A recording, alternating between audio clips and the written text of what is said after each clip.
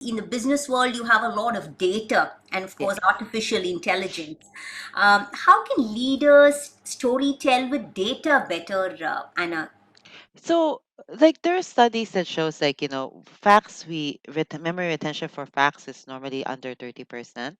But if data wrap with a story, because stories structure the information, it puts it in a logical structure.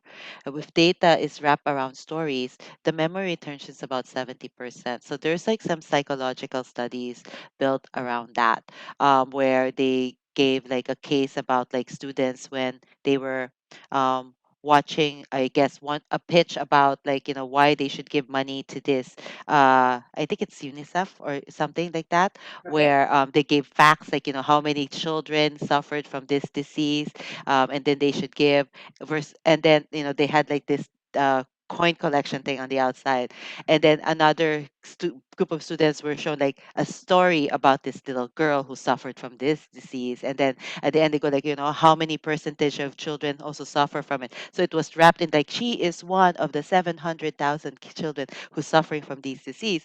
um, People are remember it more and are more inclined to give after hearing a story versus just getting facts, because when we get numbers and figures we don't connect with it. For us it's a statistic. It's kind of like in the pandemic, right? We get statistics.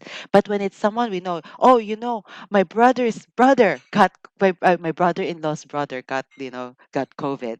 We said it's like we feel a connection because it's somebody we know. Or like the story that, oh yeah, he went to the market and then he met with somebody who had COVID and now he has COVID and he's in the hospital.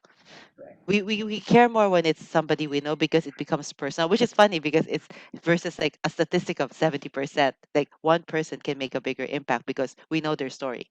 Correct, correct. You're right, absolutely right. So, how should leaders start developing this trait of storytelling, Anna? Because they have a lot of data, and let's say, let's look at sales professionals, right? They'll have to talk about numbers. They still have to build the relationship with their customers to actually make the numbers real.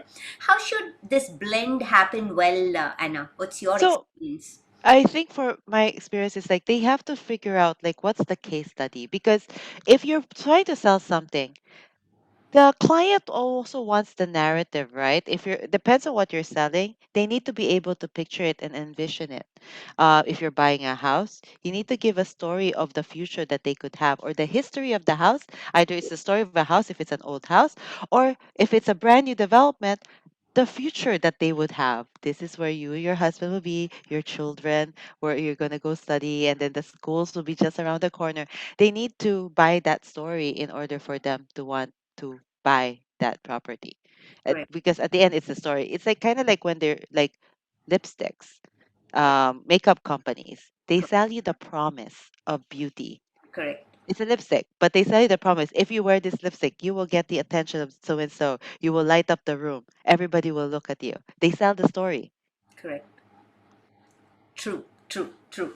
Very nice, Anna. But what are the types of story that creates the maximum impact for building deeper relationships, Anna? So, is it there must be different types of stories, right? Obviously, we discussed personal narratives. There are business stories. There are data-related stories that you can connect to build. So, what? How should what we create stories to create that maximum impact? I think for us, it's something like that has to have a humanizing element to it. That those I think are the kind of stories we want to tell. Like even like when we watch cartoons, right? Sometimes it's the stories about cars, but the only thing that draws us attention is when the cars have human-like qualities about them, and we could relate to them. And I think the stories that we will eventually connect to, if we want to connect to our customers or to our listeners, is stories that they can identify with. Correct. Because so like when you're in sales, you need to know the persona you're selling to. Who are they? What do they care about?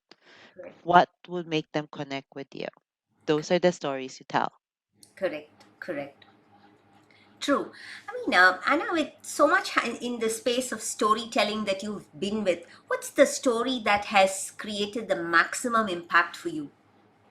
Um, so I think a lot of people are drawn into my career story when I talk about like 10 years ago I had the life that every like that was like what success looks like, going to the right school, um getting this job, this international job. Everybody wanted that life, right? That was the measure of success. And Correct. then realizing that it's what exactly are you working for when you're working that, but you're not really living life. A lot of people, I think one of my posts, I think that I got a lot of people messaging me was when I talked about that, where I said like how my values have changed the moment I quit banking. I moved into storytelling.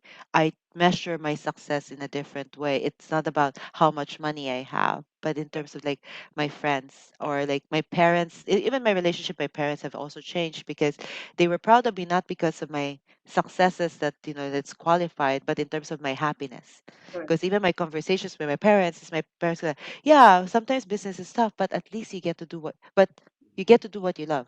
Correct. Instead of you're making so much money but then you're miserable, which I see so many people. I actually, a lot of people who reach out to me are the ones who feel very disengaged with work, but then they're so afraid to leave because it's the devil, right? And especially right now in the pandemic, so much unknown. Correct. um but I find that as an entrepreneur and a storyteller, improviser, being not knowing what's up happiness has made me rely on myself better, which for me I feel like as a risk I was able to mitigate my risk better because if anything else I know I can always count on myself. Not so sure if I can count on, like, if I was work as a salaried employee, I'm so dependent on the company, Right. if I can really count on that. Correct. Correct.